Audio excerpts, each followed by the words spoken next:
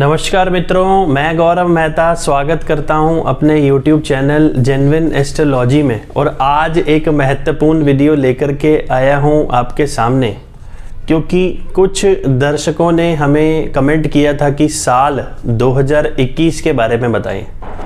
तो आज हम बात करेंगे साल 2021 के वार्षिक राशिफल के बारे में। मित्रों, साल 2020 जो गया है वो सभी के लिए कहीं ना कहीं संघर्ष में ही गया है। फिर भी बहुत से लोगों की स्थिति निम्न वर्गों की अपेक्षा कहीं ना कहीं अच्छी रही है। साल 2020 में बहुत से कार्य अधूरे रह गए, कुछ नया कर गुजरने की हिम्मत भी टूट गई।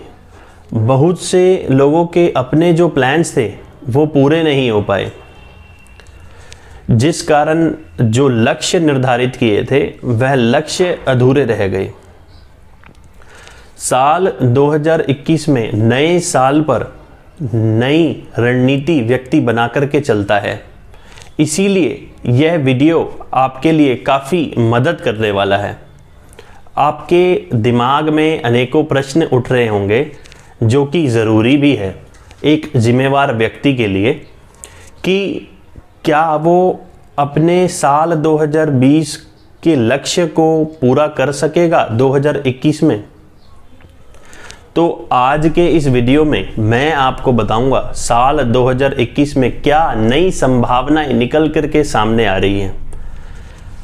कब आपको साल 2021 में राहु केतु नकारात्मकता उत्पन्न करेंगे, क्या करना चाहिए क्या नहीं करना चाहिए, क्या इस साल लव पार्टनर आपको मिलेगा, वैवाहिक जीवन में नोकझोंक रहेगी या नहीं रहेगी, इस साल विवाह के बंधन में आप बंधेंगे या नहीं, जॉब में प्रमोशन मिलेगी या नहीं, कार्य क्षेत्र में कोई बदलाव आपको अभी करना चाहिए या नहीं करना चाहिए, या रुक करके चलना चाहिए, और कार्य क्षेत्र को कैसे बेहतर बनाना चाहिए। क्योंकि नया साल केवल नई उम्मीदें नहीं, नई चुनौतियां भी सामने लेकर के आता है। तो वीडियो को एंड तक ज़रूर देखें और इसका लाभ उठाएं। यहाँ पर एक सही और महत्वपूर्ण बात आपको ज़रूर बताना चाहूँगा। अक्सर कुछ लोग इस बात को ही ध्यान में रख कर के राशिफल देखते हैं। आप कहीं भी राशिफल देखें, टीवी, न्यूज़पेपर, यूट्यूब, ब्लॉग्स, कहीं भी जो राशिफल होता है वो सिर्फ वर्तमान के जो ग्रह गोचर करते हैं उनकी गणनाओं पर आधारित होता है, जो कि 50% ही कार्य करता है। इसीलिए लोगों का सही एस्ट्रोलॉजर पर से विश्वास उठ जाता है, क्योंकि जो बताया जाता है वो केवल वर्तमान ग्रहों पर सामान्य राशिफल होता है, जो कि आपकी जन्म की दशाओं से मेल नहीं खाता है। इसीलिए किसी विशेष परिस्थिति या प्रश्न के लिए या सूक्ष्म तरीके से जानकारी प्राप्त करने के लिए आपकी खुद की जन्म कुंडली का अध्ययन, वर्तमान की आपकी महादशा, अंतर्दशा, लग्न कुंडली, चंद्र कुंडली, नवांश कुंडली, दशमांश कुंडली, अष्टक वर्ग, नक्षत्र, जन्म के आपके ग्रहों का षटबल, इन सभी के अध्ययन के बाद आपका डेट ऑफ बर्थ और टाइम से इन सभी का अध्ययन करने के बाद आप सूक्ष्म तरीके से जानकारी प्राप्त कर सकते हैं। नीचे के दिए गए नंबरों पर आप कॉल करके अपनी अपॉइंटमेंट बुक कर सकते हैं और एक सही मार्गदर्शन आप प्राप्त कर सकते हैं। तो वीडियो की अब शुरुआत करते हैं। सभी ग्रहों की कौन कौन सी राशियां इस समय रहेगी, तो हम बात करते हैं राहु वृषभ में, केतु वृश्चिक राशि में रहेंगे साल भर के लिए। शनिदेव मकर राशि में ही रहेंगे साल भर, वर्ष अंत तक। बृहस्पति देव मकर राशि में रहेंगे 5 अप्रैल 2021 तक। 6 अप्रैल 2021 से 14 सितंबर 2021 तक कुंभ राशि में रहेंगे बृहस्पति देव। फिर 15 सितंबर से बृहस्पति मकर राशि में प्रवेश करेंगे वक्री अवस्था में। फिर 20 नवंबर 2021 को कुंभ राशि में गोचर करेंगे और दिसंबर अंत तक कुंभ राशि में ही रहेंगे। मंगल ग्रह जो ग्रहों में सेनापति हैं, शुरुआत के महीने में मेष राशि में रहेंगे और मंगल लगभग 45 दिन में एक राशि से निकल कर के दूसरी राशि में प्रवेश करते हैं। तो साल के अंत में यह वृश्चिक राशि में ही रहेंगे। शुक्र देव की बात कर लेते हैं जो भौतिक सुखों के कारक ग्रह माने जाते हैं। महीने की शुरुआत में वृश्चिक राशि में रहेंगे और शुक्र लगभग 26 दिनों में दूसरी राशि में चले जाते हैं, अपना राशि परिवर्तन करते हैं। तो शुक्र महीने के अंत तक धनु राशि में चले जाएंगे। बुध साल की शुरुआत में धनु राशि में रहेंगे और बुध 21 दिनों में राशि परिवर्तन कर जाते हैं और साल के अंत में यह मकर राशि में रहेंगे। सूर्य महीने की शुरुआत में धनु राशि में रहेंगे और निरंतर हर माह एक एक राशि बदलते हुए माह के अंत तक धनु राशि में ही पहुंच जाएंगे। और चंद्रमा की गति चलायमान ही रहती है। हर 2.25 दिन में लगभग चंद्रमा अपना राशि परिवर्तन करते हैं। और ये राशिफल जो मैं आपको बताने जा रहा हूँ उसको आप अपने लग्न राशि और चंद्र राशि दोनों से मिलाकर के ज़रूर देखें। और जिनको यह नहीं पता उनके लिए नीचे डिस्क्रिप्शन में लिंक है, क्योंकि वो आप इस वीडियो में देख सकते हैं कि आप अपनी राशि कैसे जान सकते हैं। बात करते हैं मीन लग्न और मीन राशि वाले जातकों के लिए। साल की शुरुआत में मंगल की दूसरे भाव में उपस्थिति जनवरी और फरवरी मध्य तक आपके धन स्थान का स्वामी धन भाव में रहेगा, जो कि नौकरी पेशा जातकों के लिए कोई अच्छी खबर आपको इस समय अंतराल में मिलेगी और आपकी आय में बढ़ोतरी होगी। किसी करीबी रिश्तेदार या बॉस से आपको इस समय पूरा सहयोग मिलेगा, जिस कारण आपके कुछ अटके हुए काम जो थे वो बनने लगेंगे। कार्यक्षेत्र से संबंधित कोई भी बड़ा अगर आपने डिसीजन लेना है तो ये समय आपके लिए कुछ नए अवसर लेकर के आएगा।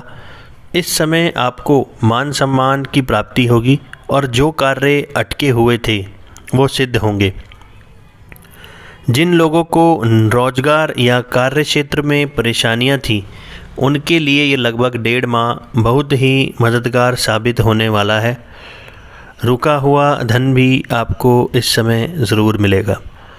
जो लोग अविवाहित हैं उनके लिए इस वर्ष भर ही विवाह के प्रस्ताव आने की संभावनाएं बनती हैं और बात भी पक्की होने की संभावनाएं अधिक हैं। परंतु आपकी कुंडली में भी अगर इस समय किसी सकारात्मक ग्रह की दशा चल रही हुई या योग कारक ग्रह की दशा चल रही हुई तो ये विवाह ज़रूर पक्का होगा। और जो लोग विवाहित हैं और संतान की इच्छा रखते हैं उनके लिए भी वर्ष भर समय काफ़ी अच्छा जाने की संभावनाएं दिखती हैं। वहीं 15 फरवरी से 14 मार्च मध्य तक धन को लेकर के कुछ चिंता या मानसिक परेशानी आपको इस समय रहेगी। इस समय अवधि में अगर किसी को आपने धन दिया हुआ है तो वहाँ से पैसा लौटने में दिक्कत परेशानियाँ आ सकती हैं। कोई सरकारी कार्य अगर आप इस अवधि में करते हैं तो उसमें भी परेशानियां उत्पन्न होने की संभावनाएं बनती हैं और किसी को भी धन देने से आपको इस समय बचना चाहिए। बात करते हैं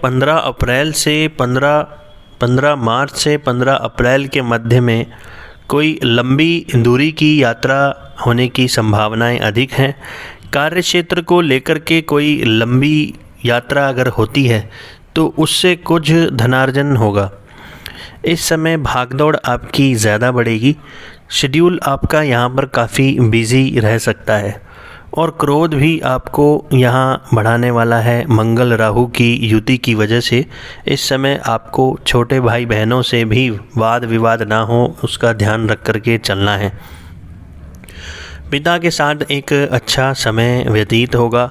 जिनके पिता नहीं हैं उनको अपने बड़े बुज़ुर्गों से एक सही राय और सही ज्ञान ज़रूर प्राप्त होगा। वहीं 7 अप्रैल से खर्चों की अधिकता रहेगी। इस समय में आपके खर्चों में बढ़ोतरी होने की संभावनाएं बनती हैं, क्योंकि देवगुरु बृहस्पति आपके 12वें भाव में रहेंगे। कुछ उधार भी इस समय लेने की संभावनाएं बनती हैं। इस समय आपको अपनी सेहत का भी ध्यान रख करके चलना रहेगा और कार्य क्षेत्र को लेकर के भी कोई इन्वेस्टमेंट आप इस समय कर सकते हैं। कुछ लोगों के यहाँ पर बड़े बुज़ुर्गों के ऊपर या किसी धार्मिक यात्रा या घर में किसी धार्मिक आयोजन पर खर्च होने की संभावनाएं अधिक हैं। बात करते हैं जून, जुलाई और अगस्त माह में भी अविवाहित लोगों के लिए कोई रिश्ते का प्रस्ताव आता है तो इस समय अवधि कुछ अड़चनें उसमें आ सकती हैं, तो इस समय आपको रुक कर के चलना चाहिए। और दाम्पत्य जीवन में भी कुछ विविधाएं उत्पन्न हो सकती हैं। वहीं इस समय कार्यक्षेत्र में कोई परिवर्तन करने से बचना चाहिए और नौकरी और व्यवसाय में जो लोग कार्य कर रहे हैं उनको भी इस समय बदलाव से बचना चाहिए। बात करते हैं 15 जून से जुलाई माह में जो लोग प्रेम प्रसंग में हैं उनके लिए समय उतना अच्छा नहीं है। वैसे तो वर्ष भर मीन के प्रेमी प्रेमिकाओं के लिए वर्ष अच्छा है, पर ख़ास तौर पर इस समय आपका लव पार्टनर कुछ क्रोधी स्वभाव का हो सकता है। और जो विवाहित महिलाएं हैं और संतान की इच्छा रखती हैं तो ये समय उनके लिए अच्छा नज़र आ रहा है। और जो लोग प्रेम की तलाश में हैं उन लोगों के लिए इस समय में प्रेमी या प्रेमिका से मिलने की संभावनाएं अधिक बनती हैं। जो लोग पहले से ही प्रेम प्रसंग में हैं उनको अपने प्रेमी या प्रेमिका से विवाद ना हो, इसका ध्यान रख कर के चलना चाहिए। और कुछ लोगों का ध्यान इस समय अपनी संतान की ओर लगा रहेगा। स्टूडेंट्स के लिए भी इस समय पढ़ाई में कुछ भटकाव उत्पन्न होने के साथ कुछ अच्छी चीज़ें भी यहाँ पर होंगी। बात करते हैं 15 सितंबर से 15 अक्टूबर का समय। धन की स्थिति अच्छी रहेगी, रुका हुआ धन मिलेगा, परिवार में अच्छा समय व्यतीत होगा। इस माह कार्य क्षेत्र द्वारा भी आपको लाभ मिलेगा और संतान द्वारा भी कुछ सहायता आपको इस समय मिलेगी।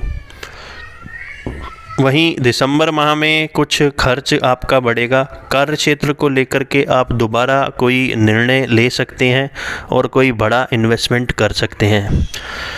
तो कुल मिलाकर के लगभग वर्ष ही देवगुरु बृहस्पति जो आपके 11वें स्थान में विराजमान रहेंगे, जो कि 1st और 10th हाउस के लॉर्ड बनते हैं आपके लिए।